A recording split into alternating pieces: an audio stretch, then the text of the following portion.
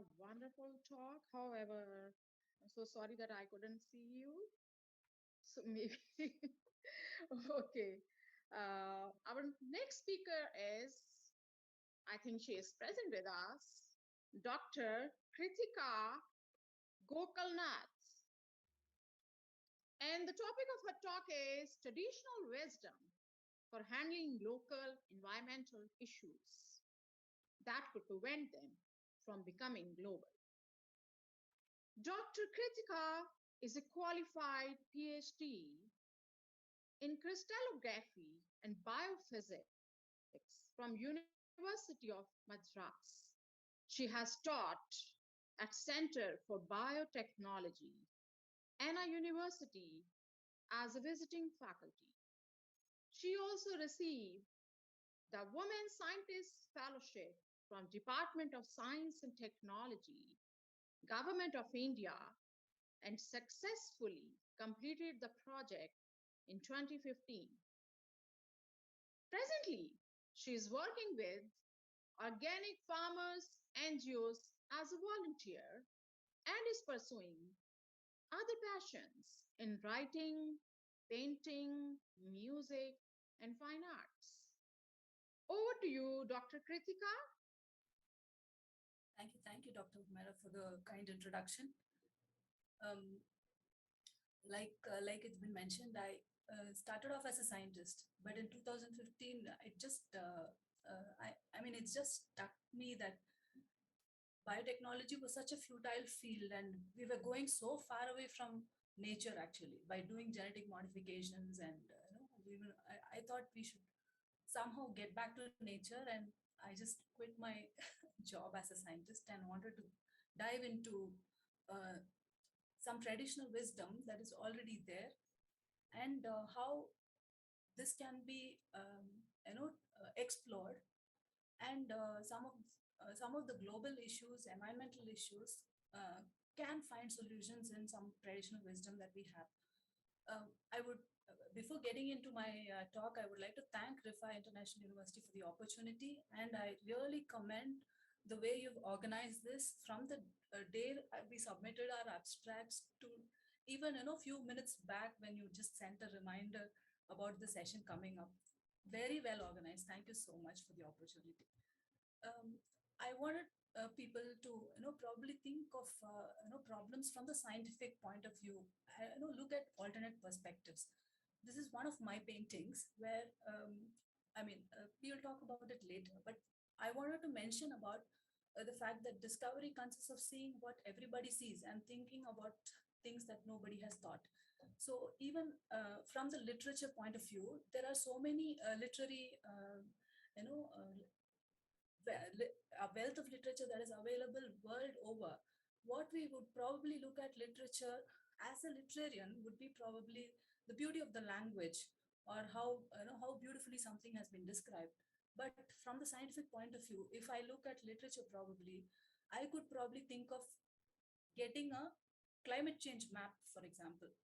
If there is mention about some geographical location ages ago, and if we can trace literature down the timeline, we would be able to make a climate change map, for example. So I'm just compiling some of the traditional things that are followed in this part of India, which is called the Deccan Plateau. Many of the customs and traditions followed here are with respect to geography, weather, food choices, community structure, and so on. Though there has been globalization, the impact of it has not penetrated so far to completely shake the traditions followed there still. So I'm just trying to highlight some of them here. Um, when we look at how society is described by thinkers like Aristotle and Plato, you find that the focus has always been human centric.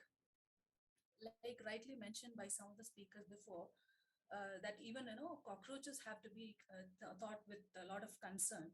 This kind of thought process is there in even Tamil culture. So some of the thinkers of Tamil, this is a 7th century poet whose work I'm just showing. I'm keeping it in Tamil so that you can just look at how the language looks like. So he said, Yadum Mure Yavarum Kelir, which means every country is our own, and every human being is my kith and kin. So there was, mention about globalization in the 7th century in Tamil texts.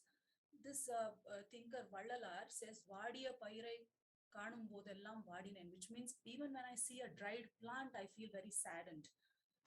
This thinker Thiruvalluvar, who is a very famous person in Tamil Nadu, he mentions about Paguttundu Palluyir Ombudal, which means whatever we have to consume, we should share with every life form around us. So whenever we thought of society, we always included living things, non-living things, nature as such. And he also mentions about Pirapokkum Ella Uyirkum, which means by birth there is no discrimination about anybody. There is no discrimination. All life is the same. So I would just start getting into the topic with a small thing that you can also try on Google. Just type Puratasi memes, and you will find a lot of them. What I want to highlight here is that this is a month in Tamil calendar when nobody consumes non-veg in Tamil Nadu. So now getting into the Tamil year, this culture that is, I might not call it just Tamil. It is followed in most of South India, which includes the neighboring states as well. So our calendar year starts, in coordination with the Earth's movement around the sun. And our culture, because it is majorly agrarian, we worship sun, and so I mean, whenever Earth is facing the sun, it is considered to be more auspicious a month than when it is facing away from the sun. So our year starts around the vernal equinox. What is given here in the yellow circle is the names of the months. So our year starts on April 14th, actually. So the Gregorian, equivalence is given in the other, the concentric circles away from it. So the first month is Chittirai, then you have Vaikasi, Ani, Adi, Avani, Purattasi. So this is the month that I mentioned just now. This Purattasi is that part of the year when the Indian subcontinent is facing away from the sun when it is going around. So this is the time of the year when animals like cows breed. So people are compassionate towards animals around that time, and they do not consume non-vegetarian food during that time. And Puratasi, so this is a month of it falls between September and October, and and Tamil people refrain from eating meat. It is this whole month is divided into two parts. First half of the month is dedicated to ancestral worship.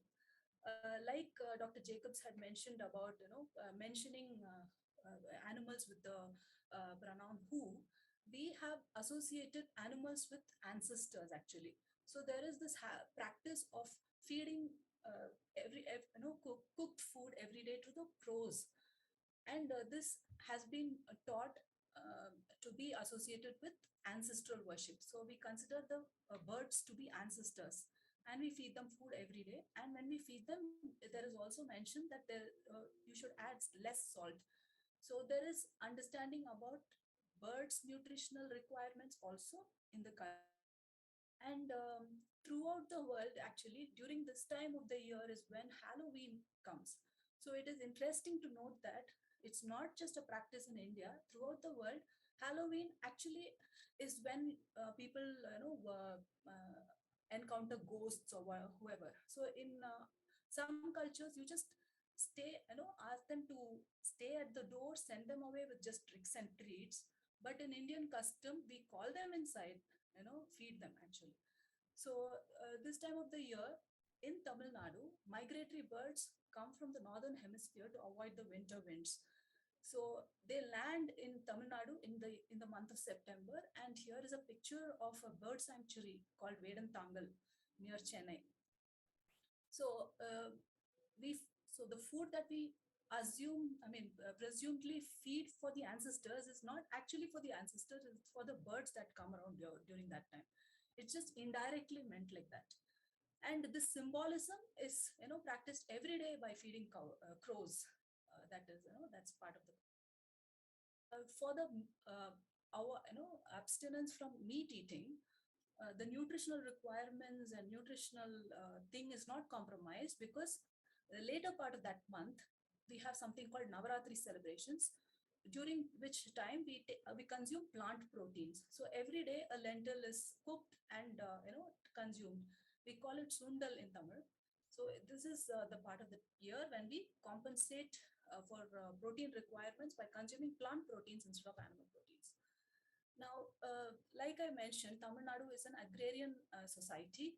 The next, so I'm going to be mentioning about just 4 months and the things associated with biodiversity conservation that is practiced each of the month. In fact, throughout the year there is some connection, but for interest of time, I'm just going to be telling you about 4 months. Now, the month of Adi, in the small inset you'd probably be able to see, this is that part of the year when um, Earth is at maximum distance away from the sun. And this is immediately after the summers in Tamil Nadu. So this is between the months of July and August.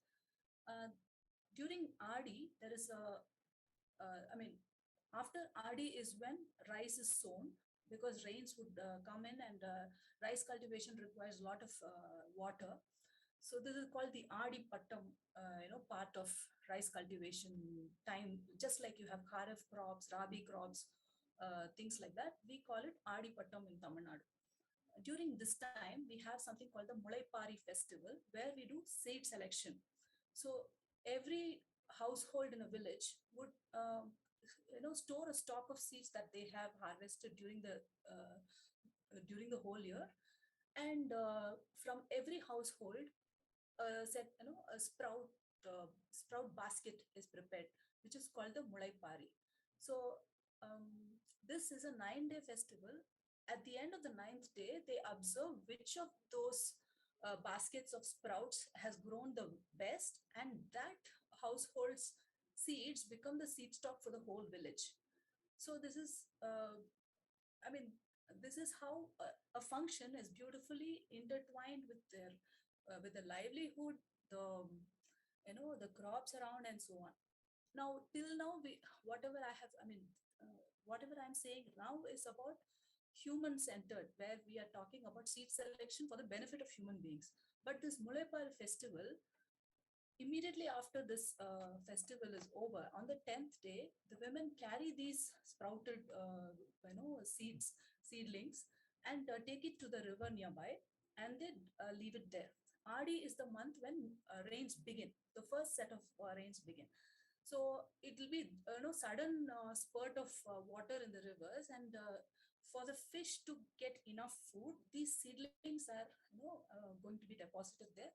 Because seedlings are tender, it will be easy for the fish to consume and get their nutrition. So whatever festival is celebrated would always include human beings, animals around, and a knowledge about nature and natural resources around. The month of Adi is also for abstinence and devotion. While the women are busy with preparing the mulai pari and taking care of the growth of those seedlings, we give time for men to recover from dehydration and male reproductive health issues that could have happened during the summer. So it is scientifically proven that sperm counts go down during summer, and during the month of Adi, uh, people refrain from sexual intercourses actually. So this is in fact a time of the year when they give time for men to recover from the summer months. And during this time, a fermented millet based drink, which is a probiotic and a body coolant called Cool, is made in some of the village we call it village events or tiruviras. So this is usually associated with the temple that or which will have a local deity. Most of these temples in which these functions are followed are not the traditional Hindu temples. These are local deities which worship those ancestors who have taken care of the village and passed away. So kur is consumed so that the man can recover. And while this happens, women are busy with seed stock selection and so on. That way, the population control has been incorporated without strictly following any stringent rules. Now this is I just added this slide to show you which is Adipattam. The seasons in Tamil are called Ilavenil, Muduvenil, Kar, Kulir, Munpani, and Pinpani. The equivalents of the English equivalents are also mentioned here. The months are also mentioned. So the major crops that are consumed in Tamil Nadu are sown during the months of June and June, July, after which the rain comes. So when rains come, we have a water management routine incorporated into a cultural practice. Though this particular practice has got modified into a Hindu god's worship, this has roots to some of the ancient traditional texts which talk about a modified version of the same worship. Now, this again is not a religious practice which is just done by the Hindus. I have friends who are part of Islam in lower, deep south of Tamil Nadu who follow this tradition without making a god's idol. So here, what is done is Adi is the time when first set of rains have come. So around that time, the water that is lining the water bodies gets loosened. So they do a desilting process by which they collect some of this clay, fine clay, and then a set of herbs, a set of 21 herbs is used as an offering or like an offering. These 21 set, these 21 leaves or herbs have Ayurvedic health benefits, which would tackle health problems that would arise when a monsoon sets in or when there is rainy season. So some of them have antibacterial, anti-inflammatory, and then antiseptic, digestive tract beneficial effects, lung, for lung health. For all these herbs are used. So now when we think of this, so after offering, the clay idol is then disposed of in a local water body, which could be a lake or a pond. So you're again lining the clay that you've desilted so that the water body will be replenished with the kind I'm of sorry. soil which will retain water. Yeah, I'll I'm sorry, quickly. Dr. Kritika. We are running short of time. Sure. I'll just quickly If you please wind up. conclude. Yes. Thank you. So similarly, during Margari, they concentrate on women's health when they are asked to bend down and make a geometrical pattern. And Pongal again is just not a harvest festival.